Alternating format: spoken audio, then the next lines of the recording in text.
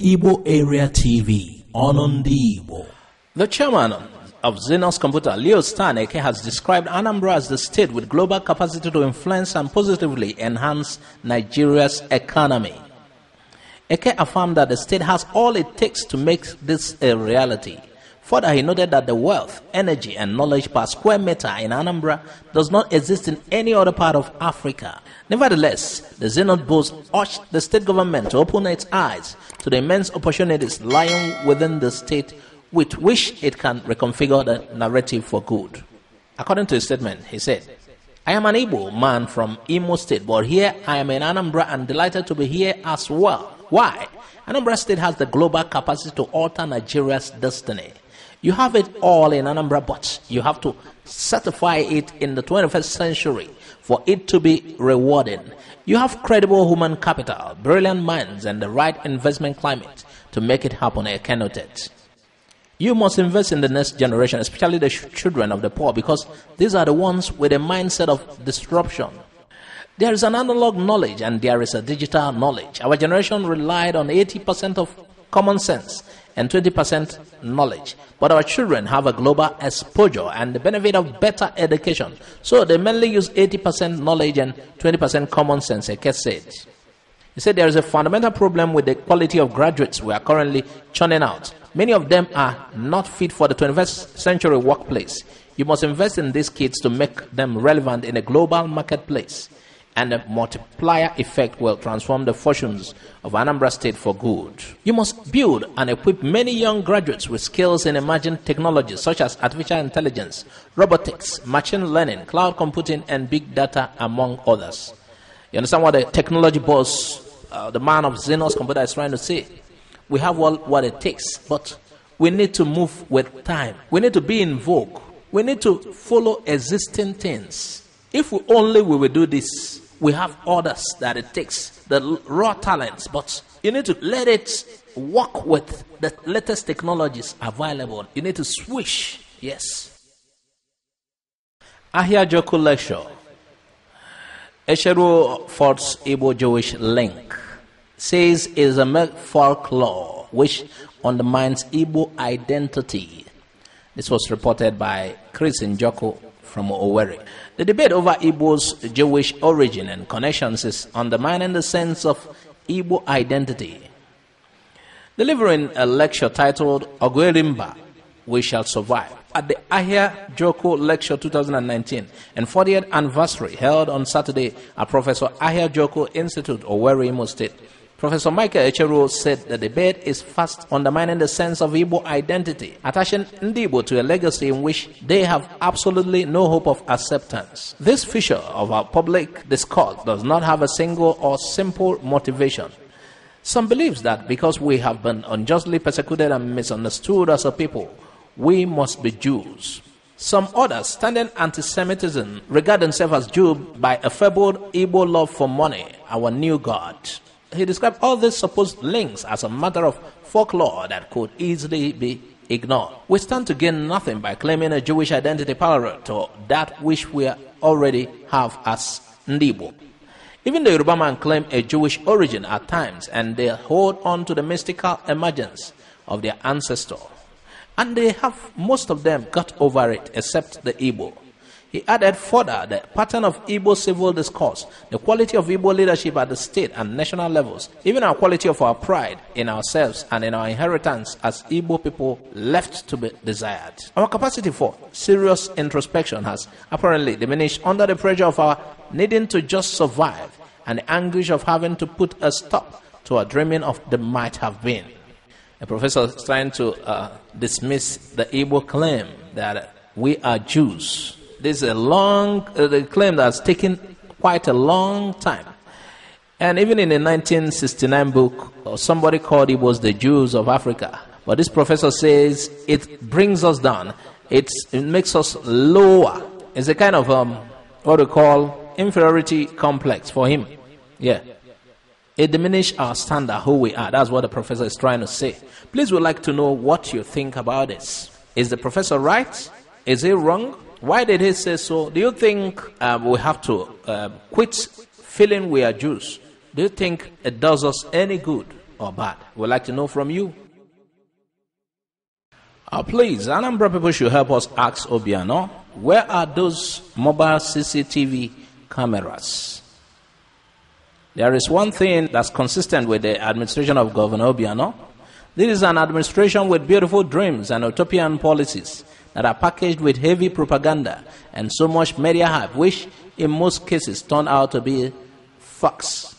Most of these administration's policies collapse either before or immediately after implementation. This is the major reason over 89% of all the MOUs signed are not performing. The much hyped foreign direct investment are not visible. The drones came with propaganda and disappeared. The security horses also came with its own media hype and disappeared. None of this overhyped policy direction yielded any fruit. All the public funds wasted in those areas became a waste. And while we were begging to celebrate a high-tech mobile CCTV camera, which ought to be the first of its kind in Nigeria, the mobile cameras are nowhere in sight. Investigation reveals that those mobile CCTV cameras have failed. The project was poorly and badly executed. An office that was opened at Oka, where information captured by the CCTV will be processed and analyzed, is shut. The mobile CCTV cameras have packed up. They are packed and covered in the former residence of the immediate past chief of staff. All the public funds used in procuring these mobile CCTV cameras are gone. Recall that it was the launch of the mobile CCTV camera that brought IGP and other dignitaries to Oka. The media propaganda for the launch of the CCTV cost more than the CCTV cameras itself. The packaging of these cameras barely a month after its launch is not a good sign and doesn't speak well for the government that just constituted a committee for a 50-year development plan. A government that can't execute a short-term plan cannot execute a 50-year blueprint. The mobile CCTV camera project runs into hundreds of millions of naira and can't just pack up within a month. According to the source of this material, AIF Media will continue to help our leaders get it right by engaging on issues in order to curb waste of public funds. Now, that was the installation of the CCTV camera when it was installed. But from what we had, everything has packed up now. This material was by N. Victor Chigozie. Homeless Nigerian man asked to be sent home from Cambodia. I think the guy is an Igbo. A Nigerian national, Julius Chukujama Hillary, who had been living illegally in Cambodia since 2017, on Wednesday, November 27, went to the immigration office in Phnom Penh and asked to help to return to Nigeria. Lieutenant Echeruo, director of the Department of Investigation and Procedure, who confirmed this on Wednesday, said the 33-year-old Nigerian overstayed the visa and had no money to extend the new one. He came to Cambodia on March 17, 2017, through Phnom Penh International Airport. He ended up living on the street. He was sent to the Investigation and Procedure Department to follow the legal action. Also, a 49-year-old Canadian man, Tran, pictured with the Nigerian man, also asked for help to return back to his country. 20 who came to Cambodia in 2007 through Phnom Penh International Airport lost the passport and didn't have money to renew it. He overstayed the visa, became homeless, and stayed on the street. Wow. Well, what I would say is that there is nothing like home. There is nothing like home.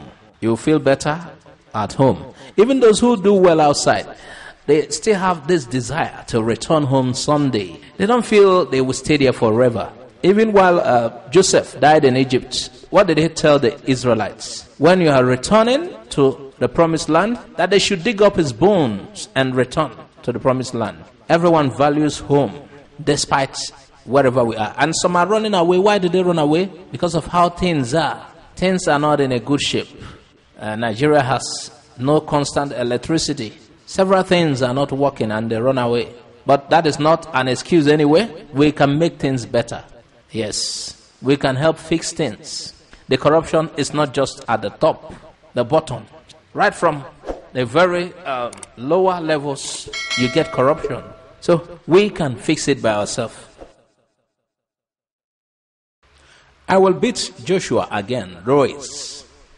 And Ruiz Jr. has dealt a stark reminder that Anthony Joshua fought something he's never seen before in their first meeting and threatened to beat him even faster in the rematch. Ruiz Jr. also believes Joshua will aim to regain the IBF, WBA, and WBO heavyweight champions next Saturday. I'm expecting that, but if he wants to bang, it's better for me. I love to bang because that's the fighter that I am. Ruiz Jr. said exclusively. He told Sky Sports 6 months after flooring Joshua 4 times and completing a memorable shock. December 7, we have to pressure, work the body, break him down, especially his mentality. We have got to see where he is at because all the pressure is on him. The pressure isn't on me because I followed my dream, made my dreams come true. Of course, I want more. I want the legacy of Andy Ruiz Jr. Wow, that's gonna be a very tough one. The two sides are really, you're hearing from the two sides. They are saying, I'm going to beat this one. The other one is saying, I'm going to beat this one. The Joshua and Ruiz fight will come December 7. That is next Saturday. The two fighters will once again go to the ring. Joshua has been holding 3 belts, which Andy Ruiz took. And Joshua is hopeful to get the belts back again. Thanks for watching Igbo Area TV. Please subscribe to our YouTube channel. Also click the bell icon. Like our Facebook page. Join our Facebook group. Follow us on Twitter and Instagram. Bye for now.